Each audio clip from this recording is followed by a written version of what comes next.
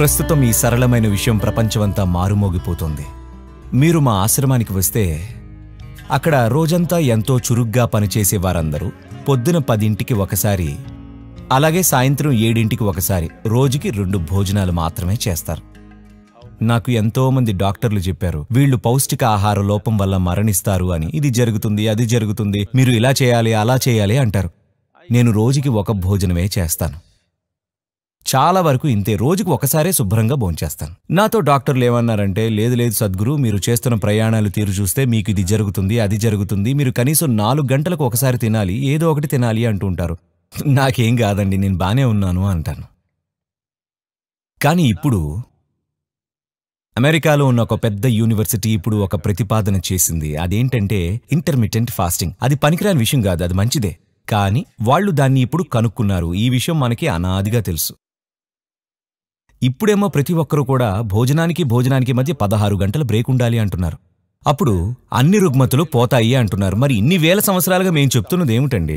సులువైన పద్ధతి ఏంటంటే, దీనికి ఎన్నో అంశాలున్నాయి, మానసికపరమైనవి, శారీరకమైనవి. కానీ ప్రస్తుతం ప్రపంచంలో క్యాన్సర్ చాలా ప్రబలుతోంది. మన శరీరంలో క్యాన్సర్ కణాలు మన సమాజంలో దుర్మార్గాల వంటివి. మన అందరి శరీరంలో క్యాన్సర్ కణాలు ఉంటాయి. అవి ఉండాల్సిన సంఖ్య కంటే ఎక్కువ సంఖ్యలో ఉంటేనో, లేదా అన్నీ కలిసి ఒకే చోట చేరిపోతేనో అప్పుడు అవి ఒక పెద్ద ప్రమాదంగా మారతాయి. They become like organized crime. మన ఊళ్ళో జేబు దొంగలు ఉంటూ ఉంటారు కదా, ఏమండి? చిన్న చిన్న నేరస్తులు ఉంటారు. ఒంటరిగా దొంగతనం చేస్తూ ఉంటే, లేదా 2-3 కలిసి పనిచేస్తూ ఉంటే మనం అంత సీరియస్గా తీసుకోం, ఎందుకంటే అలాంటివి జరుగుతూ ఉంటాయి. అంతే. కానీ వాళ్ళందరూ వందల సంఖ్యలో ఒక చోట చేరి ఒక వ్యవస్థగా మారితే, ఒక పెద్ద నేరం చేయాలనుకుంటే అప్పుడు వారిని తుంచేయాలనుకుంటాం. ఎందుకంటే అది సమాజానికి ప్రమాదకరం అని మనకు తెలుసు.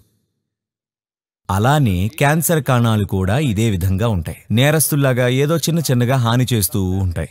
ఇప్పుడు వాటితో ఉన్న సమస్య ఏమిటంటే, అవి ఇతర కణాల కంటే 8 నుండి 10 రెట్లు ఎక్కువగా ఆహారాన్ని తీసుకుంటాయి. అది మీరు గుర్తుంచుకోవాలి. కనుక మీరు మీ భోజనానికి మధ్య తగినంత సమయం ఇస్తే చాలా వరకు వాటంతట అవే చనిపోతాయి. ఎందుకంటే అవి బతకలేవు. ఈ విషయాన్ని మనం అనాదిగా చెబుతూనే ఉన్నాం. కానీ వాళ్ళు ఇప్పుడు ఒక 100 కోట్ల రీసెర్చ్ ద్వారా దీన్ని కనుగొన్నారు. ఇంకా నేను కొన్ని వందల వేల మందిని చూశాను, ఆరోగ్యంగా బాగా మెరుగుపడడం చూశాను. అదంతా ఎందుకంటే They are not fueling up all the time when the tank is filling. వాళ్ళు చేసిందల్లా అప్పటికే నిండిపోయి ఉన్న ట్యాంక్ని ఇంకా నింపడం ఆపేశారంతే. మా యోగా కేంద్రంలో అందరూ ఎప్పుడూ శారీరకంగా చురుగ్గానే ఉంటారు. అందరూ సాయంత్రం 3 గంటల 30 నిమిషాల నుండి 4 గంటలు అయ్యేసరికి ఆకలితో ఉంటారు, చాలా ఆకలితో ఉంటారు. కానీ దానితో ఉండడం మేము నేర్చుకున్నాం. ఎందుకంటే ఆకలి ఇంకా ఖాళీ కడుపు అనేవి 2 వేరే విషయాలు. ఆకలి అంటే మీ శక్తి క్షీణించడం మొదలవుతుంది, కానీ ఖాళీ కడుపు మంచిది. యోగ శాస్త్రాల ప్రకారంగా ఇవాళ ఆధునిక శాస్త్రం కూడా దీన్ని ఒప్పుకుంటుంది. కానీ మనకు అనుభవపూర్వకంగా తెలిసిన విషయాన్ని చేరుకోవడానికి వాళ్ళు కొన్ని కోట్లు ఖర్చు పెడుతున్నారు. ఎందుకంటే పరిశోధనకు ఎన్ని కోట్లు ఖర్చు పెట్టారు అనేది ముఖ్యం కదా. మీ శరీరం ఇంకా మీ మెదడు ఉత్తమంగా పనిచేసేది మీ కడుపు ఖాళీగా ఉన్నప్పుడే. కాబట్టి మేమెప్పుడు కూడా మేము ఎలా తింటామంటే, ఎంత తిన్నా కూడా మా కడుపు 2-2.5 గంటల్లో ఖాళీ అయిపోతుంది. Within 2 to 2.5 hours time maximum. కాబట్టి మేము రోజు ఆకలితోనే నిద్రపోతాం. చాలా మంది నిద్ర రాదు అనుకుంటారు, నిద్ర వస్తుంది. సగటున 25 ఏళ్ల పాటు సగటున నేను 2.5 నుండి 3 గంటలు మాత్రమే పడుకున్నాను. ఈ మధ్య కొంచెం బద్ధకిస్తున్నానండి, అందుకే 3.5 నుండి 4.5 గంటలు నిద్రపోతున్నాను. అయినా నేను ఇంతలా ప్రయాణాలు చేస్తున్నాను. ఇంతలా ప్రయాణాలు అంటే, నేను రాబోయే 4 రోజుల్లో నేను నా ప్రయాణాలను మీకు చెప్తే మీరు ఇక్కడే కుర్చీలోంచి పడిపోతారు. Yes. చెప్పమంటారా? No, not necessary. ఎందుకంటే వచ్చే 10 రోజుల్లో నేను ఒక 5 దేశాల్లో ఉంటాను. ఎన్ని కార్యక్రమాలో కూడా నాకు తెలీదు, అన్ని రకాల కార్యక్రమాలు. మరి దీనిని తట్టుకోగలగడానికి కారణం ఏంటంటే, మీరు అలా అతిగా తినకపోవడమే. ఇది చాలా చాలా ముఖ్యం. అందరూ 2 పూటలా తింటారు, నేను సాధారణంగా 1 పూటే తింటాను. సాయంత్రం 4:30-5 సమయంలో. ఎందుకంటే ప్లేట్ ముందు కూర్చుని ఎంత తినాలి అని ఆందోళన పడడం నాకిష్టం లేదు. నాకు శుభ్రంగా భోంచేయడం ఇష్టం. కాబట్టి 4:30-5కి నేను భోంచేస్తే మళ్ళీ మర్నాడే. ఇది సరిపోతుందా అంటే నేను బానే ఉన్నాను కదా, ఏమండి? ఎందుకంటే శరీర వ్యవస్థలో ఏదైనా సరిచేయాలన్నా, శుద్ధి జరగాలన్నా మీ కడుపు ఖాళీగా ఉండడం చాలా ముఖ్యం. లేదంటే కణాల స్థాయిలో శుద్ధి అనేది అసలు జరగనే జరగదు. అన్నీ పేరుకుపోయి మీకు అన్ని రకాల సమస్యలు వచ్చేస్తుంటాయి.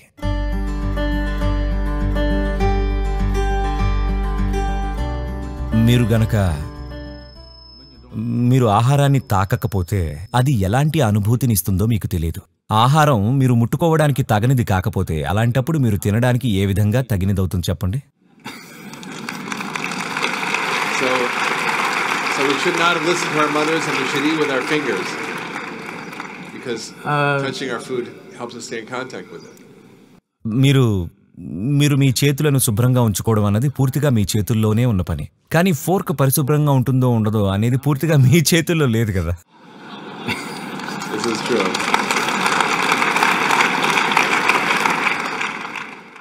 అంతేకాదు మీరు తప్ప ఇంకెవ్వరూ మీ చేతులని వాడట్లేదు కదా.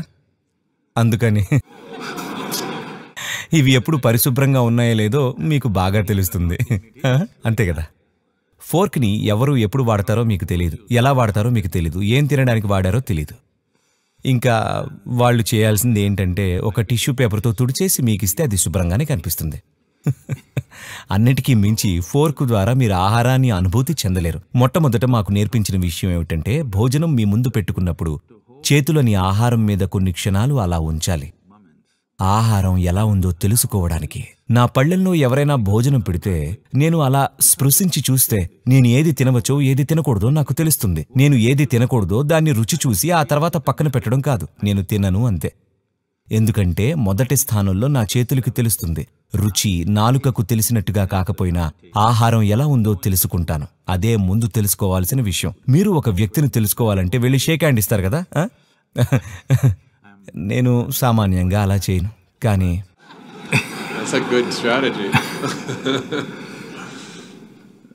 కానీ మీలో ఒక భాగం కాబోతున్న మీ ఆహారాన్ని మొదట మీ చేతితో తాకాలి. మీరు దాన్ని భౌతికంగా తాకకపోయినా అలా స్పృహతో చేయి పెట్టి ఉంచితే ఆహారం మీ మీద ఎలాంటి ప్రభావం చూపిస్తుందో మీకు స్పష్టంగా తెలుస్తుంది. ఇటువంటి ఆహారం ప్రత్యేకించి ఈ రోజునే మీరు తినాలో వద్దో తెలియాలి. ఎందుకంటే మీ శరీరం ప్రతిరోజు ఒకే విధంగా ఉండదు.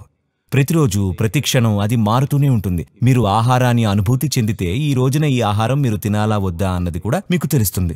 అంతమాత్రం ఎరుక మీకు ఉంటే మీరు ఏది తినాలో ఏది తినకూడదో ఎప్పుడు చెప్పే పనిలేదు. భోజనం చేసే ప్రతిసారి అప్పటికి ఏది తినవచ్చో నిర్ణయించుకోవాలి. ఒకే ఒక్క ప్రిస్క్రిప్షన్ అనేది ఏదీ లేదు. జీవితాంతం ఇదే తినాలి అంటూ ఏది ఉండదు కదా. అలా చేస్తే కట్టడి చేసినట్టు ఉంటుంది. ఇది మాత్రమే తినాలి అని అనిపించకూడదు.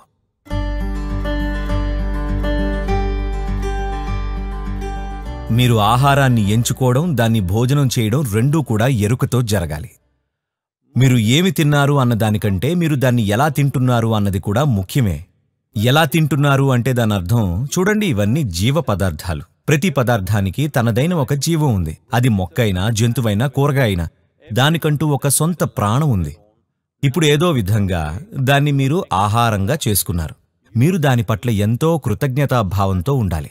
మీరు భోజనం చేసే దాని పట్ల కృతజ్ఞతాభావంతో ఇంకా గౌరవ భావంతో ఉంటే, గౌరవ భావం అంటే మీకు అది చాలా ఎక్కువగా అనిపించవచ్చు. కానీ నేను మిమ్మల్ని ఒకే ఒకటి అడుగుతాను, చెప్పండి. ఒకవేళ మిమ్మల్ని ఒక రూములో బంధించాం అనుకుందాం. అక్కడ మీకు 5-6 రోజుల పాటు తినడానికి ఏమీ దొరకదు. అప్పుడు దేవుడు మీ ముందు ప్రత్యక్షమైతే మీరు ఏమడుగుతారు? భోజనం. భోజనం అన్నది అంత ముఖ్యమైనది. మీరిది అర్థం చేసుకోవాలి. మీ ప్లేట్లో ఉన్న భోజనం అదేదో కేవలం ఒక పదార్థం కాదు, అది ఒక వస్తువు కాదు, అది ఒక సరుకు కాదు, అది జీవం. మీ ప్రాణాన్ని నిర్మిస్తున్న పదార్థం అది. అందుకు మీరు దాన్ని ఆ విధంగా చూడాలి. ప్రస్తుతం అది మీ ప్లేట్లో లేదా బయట ఉన్నప్పుడు దానికి ఎటువంటి విలువ లేదు. కానీ మీరు ఎప్పుడైతే దాన్ని మీరు తింటారో అది మీ రక్తమాంసాలుగా మారగానే అప్పుడే అది మీకు ఎంతో విలువైనది అయిపోతుంది. ఈ విధంగా ఎందుకు జీవిస్తున్నాం? కాబట్టి చాలా ముఖ్యమైన విషయం ఏమిటంటే అది మీ పళ్ళల్లో ఉన్నప్పుడే దాన్ని మీలో ఒక భాగంగా మీరు చూడగలగాలి. ఎంతో గౌరవ భావంతో భోజనం చేయాలి. మీరు తినే విధానాన్ని కనుక మీరు మార్చుకుంటే ఆహారం మీలో ఎంతో గొప్పగా పనిచేస్తుంది. ఇదే చైతన్యం అంటే. ప్రజలు ఇలా మీ చైతన్యం మీ మీద ఎటువంటి ప్రభావం చూపదు అని, కేవలం రసాయనాలు మాత్రమే ప్రభావం చూపుతాయనంటే అలాంటి వారి మీద నేను జాలిపడతాను. ఎందుకంటే జీవితం అలా పనిచేయదు. మానవ చైతన్యం ఎంతో లోతైన ప్రభావం చూపిస్తుంది. మనం తాకే ప్రతి విషయం పట్ల దాని ప్రభావం ఉంటుంది, ముఖ్యంగా మనం తినే ఆహారం. మరో జీవితాన్ని మన జీవితంగా మలుచుకుంటున్నాం. మరి ఇలాంటి పని చేస్తున్నప్పుడు ముఖ్యమైన విషయం ఏమిటంటే దాన్ని ఎంతో కృతజ్ఞతాభావంతో, గౌరవ భావంతో చూడాలి.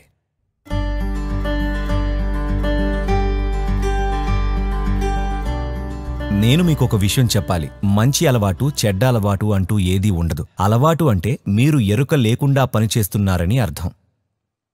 మీరు ఎరుక లేకుండా పనిచేస్తుంటే అది మంచి విషయం కాదు. ఎందుకంటే మానవులుగా ఉండడం అంటేనే అర్థం మనం అన్నిటినీ ఎరుకతో చేయగలం. మనుషులుగా ఉండడంలో ఉన్న అందం అదే. మనం అన్నిటినీ ఎరుకతో చేయగలం. ఒక జంతువు ఏది అయితే ఎరుకతో లేకుండా చేస్తుందో దాన్ని మనం ఎరుకతో చేయవచ్చు. మనం ఎరుక లేకుండా తినవచ్చు, లేదా మనం ఎరుకతో తినవచ్చు. మనం ఎరుక లేకుండా శ్వాస తీసుకోవచ్చు, లేదా మనం ఎరుకతో శ్వాస తీసుకోవచ్చు. మనం చేసే ప్రతి పని మనం ఎరుకతో చేయవచ్చు. మనం ఏదైనా ఎరుకతో చేసినప్పుడు ఉన్నట్టుండి ఆ వ్యక్తి ఎంతో మెరుగైన, ఉన్నతమైన వ్యక్తిగా కనిపిస్తాడు. కారణం ఏంటంటే ఎవరైనా ఎరుకతో నడుస్తూ, ఎరుకతో మాట్లాడుతూ ఉంటే వాళ్ళు ఎంతో అందమైన మనుషులుగా కనిపిస్తారు కదా, అవునా కదా? అంతే.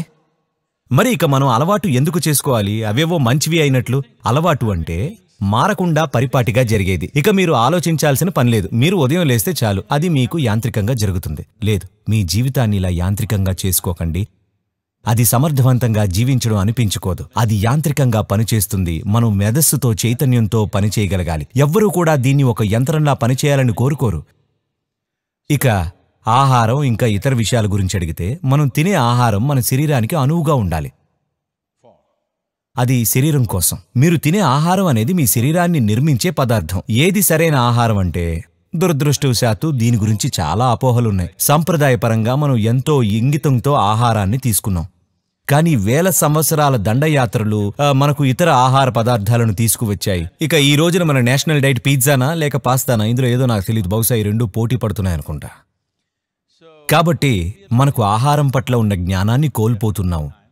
మనకి ఏది అనువైనదో మనం గ్రహించాలి. నేను ఆహారం గురించి చెప్పడం మొదలు పెడితే అది చాలా పెద్ద ప్రక్రియ అవుతుంది. కానీ మీరే ఆహారంతో ప్రయోగం చేసి చూడాలి. కేవలం నాలుకతో కాదు, శరీరంతో ప్రయోగం చేయండి. ఈరోజు ఏదో ఒకటి తినండి. ఇక ఇప్పుడు గమనించండి, గమనించడం నేర్చుకోండి. ఇలాంటి ఆహారం తిన్నాక మీ శరీరం ఎంత చురుగ్గా, ఎంత తేలిగ్గా ఉందో చూడండి. ఒకవేళ అది తిన్నాక మీకు మందకుడిగా అనిపిస్తే అది మంచి ఆహారం కాదు. ఒకవేళ అది తిన్న తర్వాత మీకు ఎంతో సజీవంగా అనిపిస్తే ఒక కాఫీ తప్ప. ఎందుకంటే అది ఉత్ప్రేరకం. మీరు ఆహారం తిన్న తర్వాత మీకు ఎంతో చురుగ్గా, సజీవంగా అనిపిస్తే దాని అర్థం అది మంచి ఆహారం అని. మీ శరీరానికి అది నచ్చుతుంది. ఏదైనా తిన్న తర్వాత మీకు మందకుడిగా అనిపిస్తే మీ శరీరానికి అది నచ్చడం లేదు అని అర్థం. దాన్ని అరిగించుకోవడం కష్టంగా ఉంది, అందుకే డల్గా అనిపిస్తుంది. ఇలా చూడండి, ఇది ఎంతో తేలికైన విధానం.